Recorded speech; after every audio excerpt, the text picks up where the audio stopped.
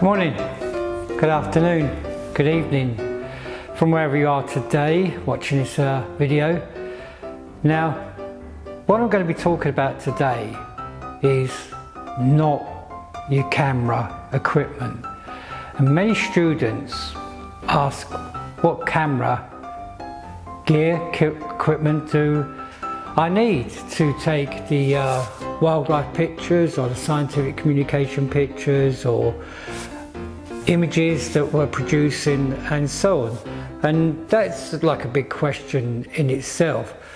But we often forget about the other little bits and pieces that we need. So I'm not going to be talking about your camera, I'm not going to be talking about your lenses, your flash guns and everything else in this video. What I'm going to be talking about is the items that I have here. Now, the items I have here are kind of like a basic, or, well, not necessarily basic, this is a full kit of stuff that I carry around in a case like this. And what this actually is necessary items to help me do macro photography or scientific communication photography, studio work as well. I use all these bits and pieces for, not all at the same time, but certainly, you know, the array of equipment we've got here. So this is what else you need to be building up, is items like these within your kit bag, and this will help with your photography and help you get better images and will stand you in good stead. Now, I'm going to go through the items that we have here. Not necessarily all of them, but a vast majority of them I will go through. You'll see here that we've got two forms of tweezers. You know, Steve Galloway described these as the poshest tweezers he's ever seen. He might be right. But tweezers are handy for, you know, like picking up those little bits and pieces. Especially, you know, when you're doing, say you're doing a shot of mushrooms or something like that, and you know, there's little bits and pieces in there which are spoiling the shot and so on. You know, that you can use, just, you know, especially spring-loaded tweezers, you know, just for getting those bits out from, say, like the undergrowth or something like that. That's also, you know, the same for like scissors. I have two forms of scissors I'm carrying with me. These little, I think they're surgical kind of scissors or nail scissors, I'm not too sure. But the smaller scissors, you know, like for when you want to trim up little bits of a grass around, say, like a fungi, a mushroom or something like that. You just want to clear up so that they're not in the front of the lens, obscuring or just slightly out of focus.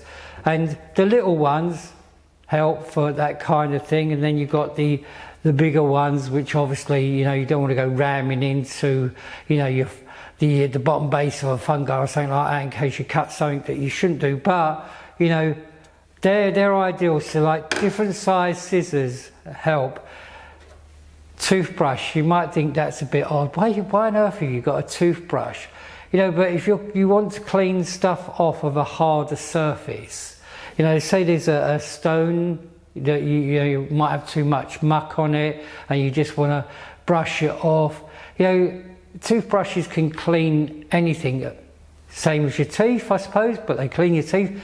But also they can clean other bits and pieces. You know, cleaning off debris and stuff like that, just making your images more tidy. So the more time you spend doing your field craft, the less time you have to spend doing your Photoshop. You know, so it means you can actually be out there being more productive with your images.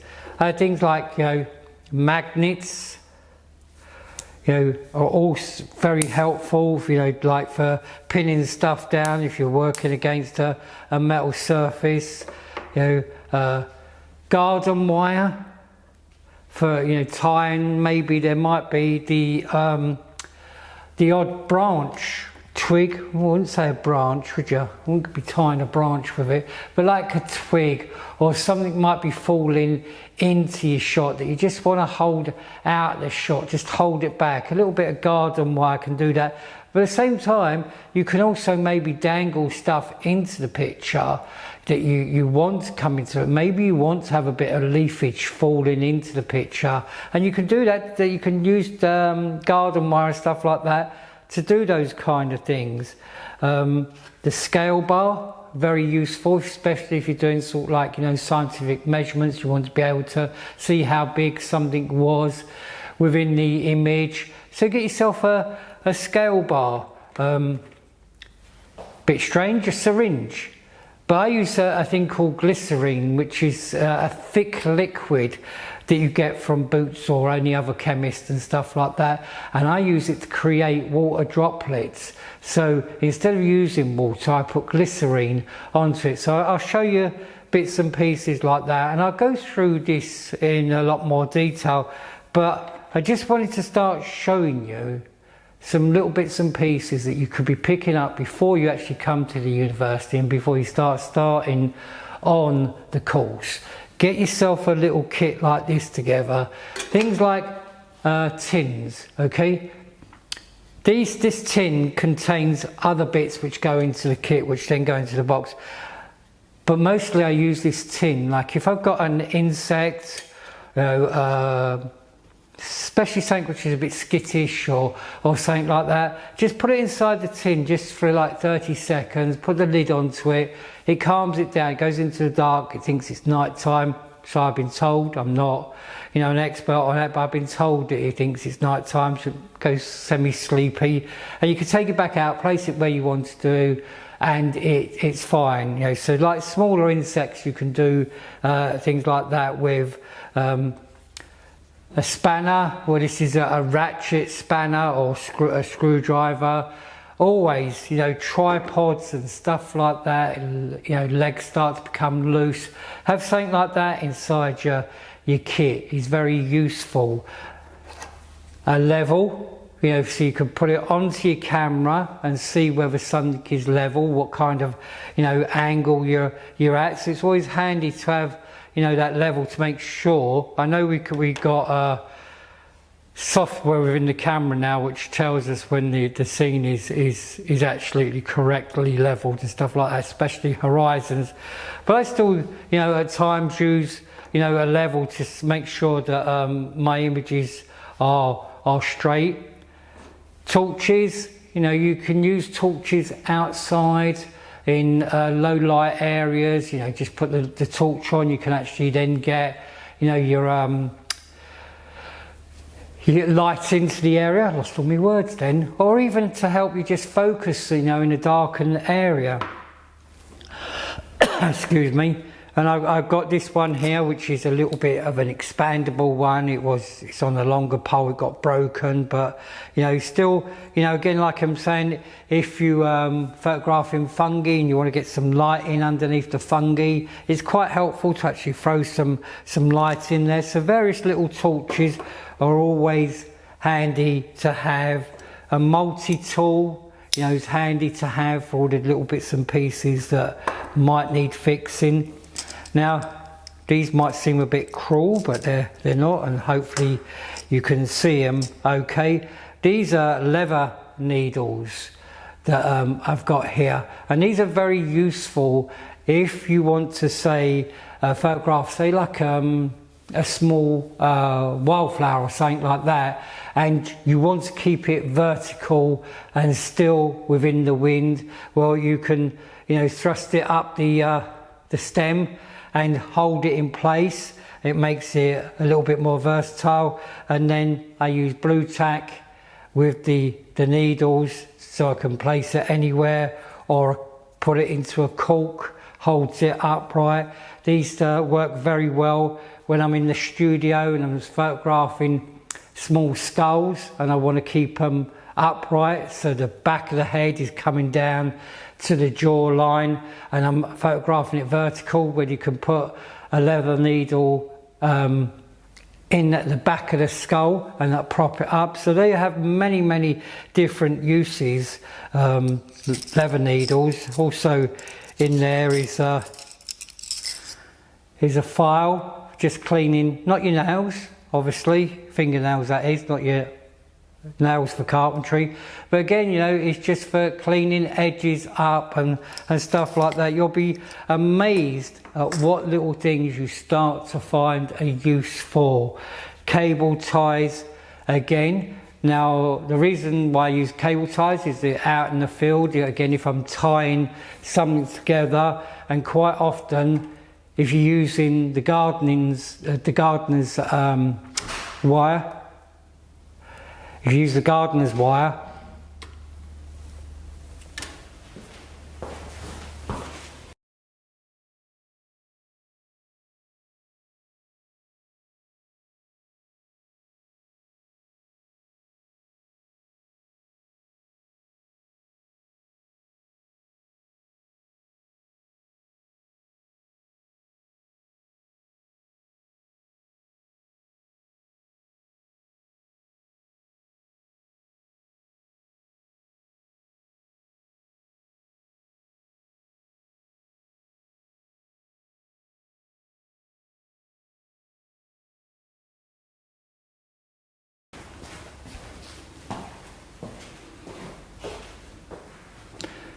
sorry about that, I had a short interlude. Somebody was at the door wanting to get in.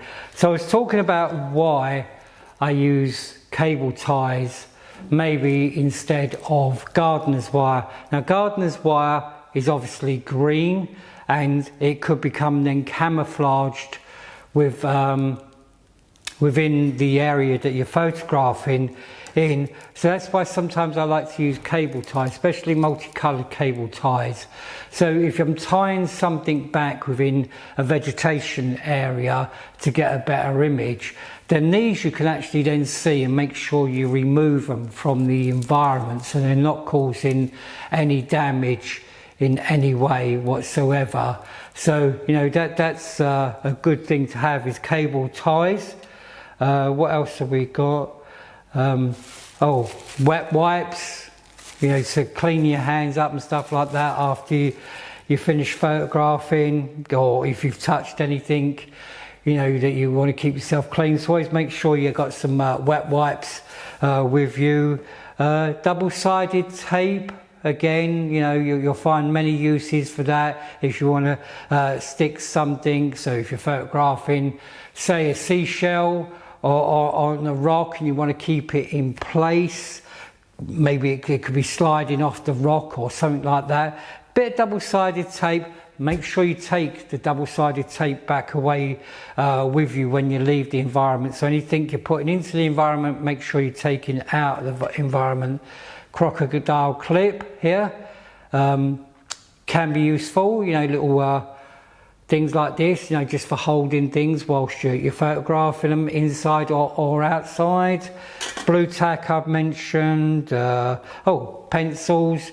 Make sure you've got a pencil with you so you can write notes down, so that brings you on to having a notebook, write things down all the time, and so on. So yeah, I think that's roughly what we've got and what we can find uses with. So get yourself a little kit like this together, you know, so it always helps to have those little bits. You'll be quite amazed when, you know, you want to tidy something up. So like I said, if there's grass, say lying quite close to, you're photographing a fungi and you're down low and the grass is up quite high, and you know, you don't want to wrench it out, obviously, and sometimes what we can do is we can push the grass down to make it a little bit more flattened, so we're getting a clearer focusing on the actual fungi. But you could be there for a little bit of time and it could start springing back up again. Scissors, just give it a little haircut, it's marvellous, and stuff like that.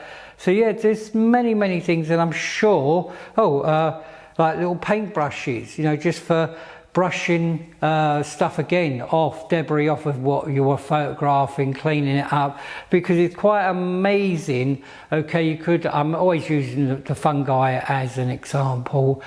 you could be photographing the fungi. You've been out there all day photographing it and doing what you need to do, but then you come back to the base room and you start looking at your images and you notice little things on top of the fungi. You think, oh, I've got to clone them out.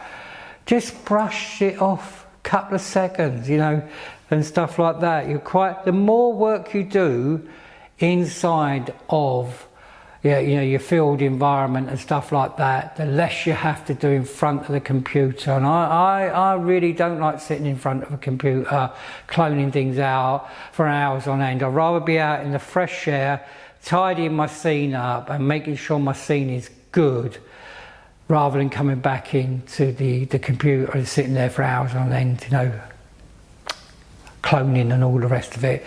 So anyway, I hope that has been some use for you at the moment to start thinking about what else I need to bring to the university rather than just camera gear and so on and everything else.